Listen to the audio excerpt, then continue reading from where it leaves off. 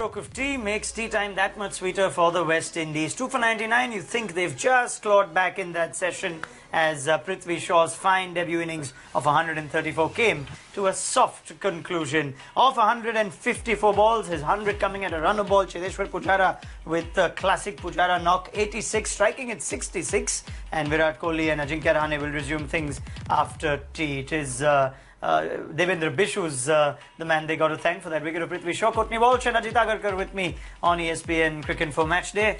A nice little period towards the end where at least we see a couple of wickets. Otherwise it was looking like one session, one way and same sort of chat. Yeah, tough conditions to bowl on. Two set batsmen, always much harder. I thought the West Indies were a lot better. Two bowlers bowling partnerships, which helps. Yeah, there were a few loose balls, but once the ball got a bit softer, there's, I think, a little bit of reverse on offer as well, which accounted for Pujara's wicket, perhaps. But much better session. 199 runs compared to 133 in that first one. So, and that wicket just topped it up for the West Indies. They needed some wickets in this session. Two set batsmen out. They've got two new guys to bowl at now. Yeah, the second part of that session, Courtney, seemed to be more for the West Indies. You agree with Ajit? The ball getting softer might have actually made scoring a bit harder? Yeah, I think we'll love yourself if the ball gets a bit softer. It's going to slow the scoring down a bit. But I also think, as he mentioned, the reverse swing. I was impressed with how Lewis came back. I mean, it's his test debut. Didn't get the best of starts, but he came back and he showed composure and he showed that he's got something about him. The wicket, I mean, a lot of people are saying it's a soft dismissal. I thought because of the angle that he was bowling at, to get that one to straighten a little bit was a good delivery to me. And it's the sort of way you need to bowl on these type of wickets. I was impressed with that. And then I think with Bishu getting that last wicket, the West Indies would have gone in a little bit more comfortable. But they came out and showed a much better session after. All right, let's look at both wickets. First, the Pujara wicket. Would you look back at that and think, I should have left it, or you get carried away sometimes on a pitch where you're scoring freely? Yeah, but I thought it was a good piece of bowling. I think, like Courtney mentioned, just a little bit wider on the crease and the ball reversing just that much. You don't need the ball to swing a mile. You just need to move a little bit of it and just poked at it, which Pujara usually is good at outside off stump, but it's also the quality of the ball that made him make that mistake. So you've got to give the credit to the bowler there. Yeah, I mean, Sherman Lewis was first wicket. You'll remember that one. Prithvi Shaw will remember his first 100. But for that wicket, let's just talk about the innings, Courtney. What have you observed of the first innings that we've seen from Prithvi Shaw? He plays lots of shots. There were a lot of edges that flew through the slips. Played and missed too. So it's the entire package. What's your assessment of Prithvi Shaw after his first innings? Well, he's sure that he's got good potential. He's not afraid of playing his shots. He's not afraid of playing his natural game, which is good to see because you want to see more of that. He wasn't in awe of the situation. And I think once he got off the mark, he felt comfortable. He felt like he belonged in Test cricket. And he showed that composure. He played some wonderful shots. He played and missed a couple of times. You're going to get that. But at the end of the day, I think it's an innings he would be very satisfied with. He got some runs. He's got his first Test on debut. Not many players have done that. And he would be very, very happy for that. I mean, I'm sure the West Indies will be happy to see the back of him. But he played a tremendous innings. That knock was something special. And he reminded me of a few other Indian guys that I've seen. I mean, Sunil and Sachin, when they were young. So I think probably because of his height and stuff, that stature is down there. And he plays the cut shots pretty well.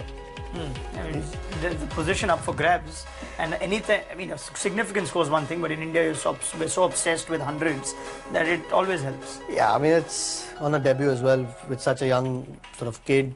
Although he's been around the circuit, couple of years, maybe a little bit more. Lots of India A cricket in recent times, which would have helped him as well. But just, I'm quite happy that he didn't try to change his game just because it was his, playing a test match or his first test match. Just played like how I've seen him play in first class cricket. And as he gets more experience, the game will get tighter. We'll play, different sessions differently. And that's what you want to see in a young player. You want to get that first one out of the way. And if you get it in the first innings, nothing like it. As much as he'll be happy getting that 130 odd, he'll be kicking himself just getting out before tea. Would have got a nice 20-minute break, refreshed again, because there was some serious runs for the taking. He spent a few seconds at the crease after that cotton ball. Soft dismissal. So did Pujara. Yeah, but you felt like every batsman is not going to be happy with just 134. There was, if you want to be a little greedy or if you want to be Prithvi Shaw, possibly a 200 up for the taking. But a fine innings and he got it nearly at a runner ball. We've got some numbers for you on centurions and the fastest century on Test debut in terms of balls faced. Shikhar Dhawan's innings against Australia comes to mind, 187.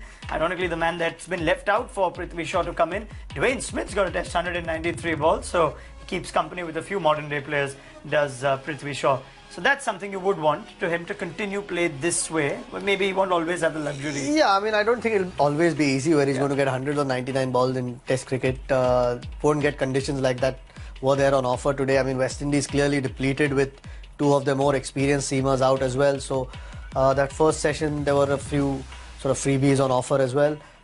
But he's got runs at the top level now, which would give him so much confidence playing into that next test as if he belongs there, and he's earned that spot. So yeah, it's always nice to get off to a good start.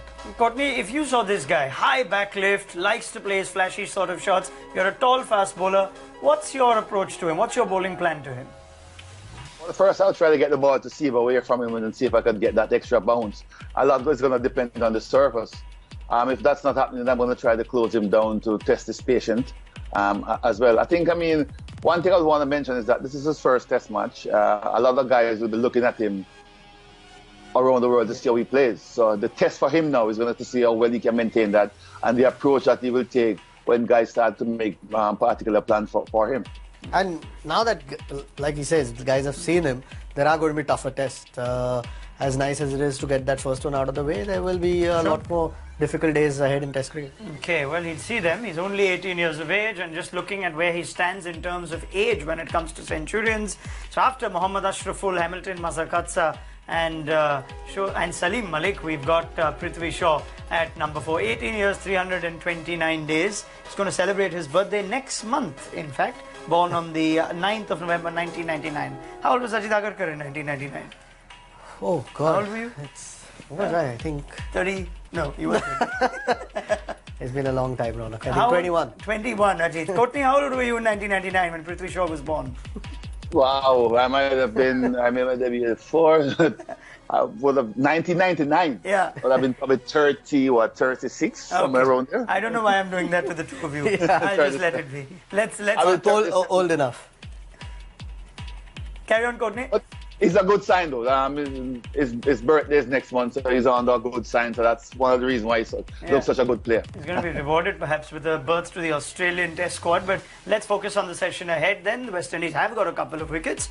For all that's being said, there are some.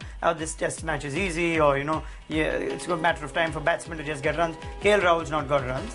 There would be a little bit of pressure on Ajinkya Rahane also to just get a few scores ahead of Australia. Plays only the one format now. Yeah, and when you know there are runs for the taking, it's a tired attack at the moment. Okay, they might be a bit more rejuvenated after those 2 wickets and a bit of a break after tea. But it's a good pitch. Conditions everything's in favour of the batsman. You want to try and cash in. And he's not had the best run in Test cricket in recent times, apart from a couple of scores in England, so he'd want to get some runs. Once he does that in these 2 tests, then the pressure's off, and then he can actually worry about his batting and not his place. At lunch, Courtney asked Ajit when the spinners would come in. It's Bishu's done already. Even Roston Chase got a few good ones that beat the right-hand bat. Yes, I mean, there was some good signs there. I think they varied the pace a lot better, and because of that, they got a little bit of pressure off the wicket as well. So it was good to see. I think maybe the plan after lunch might be to probably lock up one end with some seam, keep it tight, and then rotate the spinner to see how well they go. But obviously, Bishu will continue. He's just got a wicket. He's looking the part, getting a bit more turn. So as the wicket goes on, you can see it will probably turn some more. So I think it's important that the West Indies try to stay in this game and try not for India to get away in this last session. This last session could be very, very crucial. Yeah. The thing is, if West Indies can prize out a couple of wickets, then you're looking at Pant and then Ashwin and Jadeja. I mean, all of them can obviously bat, but it's not a Virat Kohli or Ajinkya Rahane. So that wicket was really important just before tea to give West Indies that little bit of drive to push themselves a bit more for that first hour. Will be interesting now after tea. All right, many thanks Ajit, many thanks Curry. We'll get your thoughts at stumps. Let's see how many India have got by the end of day 1. West Indies clawing back into that session, so it makes for a wonderful final session, as Courtney Walsh points out. Download the ESPN Cricinfo mobile app to stay up to date with everything, and we'll be back for our post show on ESPN Cricinfo.